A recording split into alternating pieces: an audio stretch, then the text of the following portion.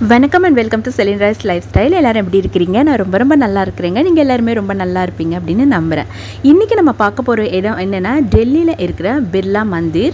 1939 அதாவது 1939 வருஷத்தில் டெல்லியில் கன்ஷாம் தாஸ் பிர்லா மற்றும் அவருடைய பிரதர்ஸால் சகோதரர்கள் மற்றும் அவரோட தந்தை ஆகியோரால் கட்டப்பட்டது.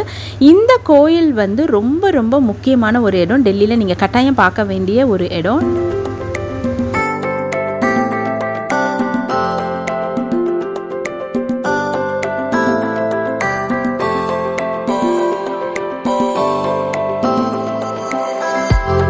பல நூற்றாண்டுகளாக டெல்லியில் முஸ்லிம்ஸ் ஆட்சி செஞ்சுட்டு வந்ததுனால அங்கே சொல்லிக்கொள்ளும்படியாக பெரிய கோயில்கள் எதுவும் இல்லை. அப்படின்றதுனால இந்த கோயில் அங்கே கட்டப்பட்டது.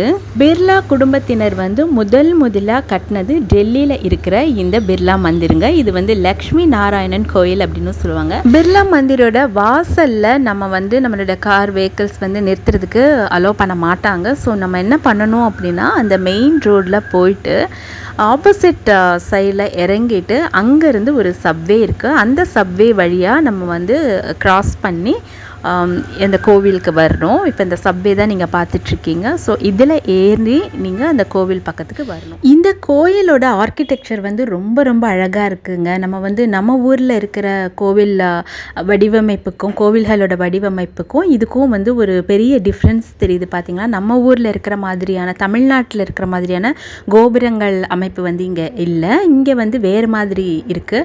இதை என்ன சொல்கிறாங்கன்னா, இந்த ஆர்கிடெக்சர் ஸ்டைல் சந்தேலர்கள் அவங்களோட கட்டுமான அமைப்பு அப்படின்னு சொல்கிறாங்க. ஸோ இந்த பிர்லா மந்திர்க்குள்ளே நம்ம ஃபோன்ஸ் அலௌட் கிடையாது. ஸோ கோவிலுக்கு வெளியிலேயே நம்மளோட மொபைல் ஃபோன்ஸ்லாம் கலெக்ட் பண்ணுறதுக்கு ஒரு கவுண்டர் இருக்கும். அங்கே நம்ம கொடுத்துட்டு டோக்கன் வாங்கிட்டு தான் உள்ளுக்குள்ளே போகணும். ஸோ இங்கே இந்த கோவில்லையும் நிறைய பளிங்கு கற்கள் பயன்படுத்தப்பட்டிருக்கு. நம்ம ஊரில் பொதுவாக கோவில் வாசல்களில் மல்லிகைப்பூ அந்த மாதிரி வாசனை மிகுந்த நிறைய பூக்கள் இருக்கும். தாமரைப்பூ இதெல்லாம் தான் அர்ச்சனைக்கு பயன்படுத்துவாங்க. ஆனால் இங்கே நார்த் இந்தியா ஃபுல்லாகவே இந்த மெரிகோல்டு இருக்கு இல்லையா, மஞ்சள் கலரில் இருக்கிற சாமந்தி பூன்னு சொல்லுவாங்கள்ல, அது தான் அங்கே யூஸ் பண்ணுறாங்க. இந்த கோவில் வாசல்லையும் விற்றுட்ருந்தாங்க. அண்ட் அதுக்கு பின்னாடியே ஒரு குடோன் மாதிரியான ஒரு இடத்துலையும் இருந்தது. ஸோ இந்த கோவிலுக்குள்ளே போனோன்னே நிஜமாகவே ரொம்ப ஒரு மன நிம்மதியாக ஃபீல் பண்ண முடிஞ்சுதுங்க. என்னால் அந்த வைப்ரேஷன் ரொம்ப நல்லா இருந்தது.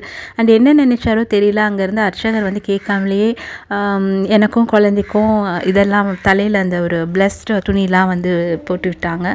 ஸோ ரொம்ப மன நிம்மதி கொடுத்த ஒரு கோவிலாக எனக்கு இது தோணுச்சு.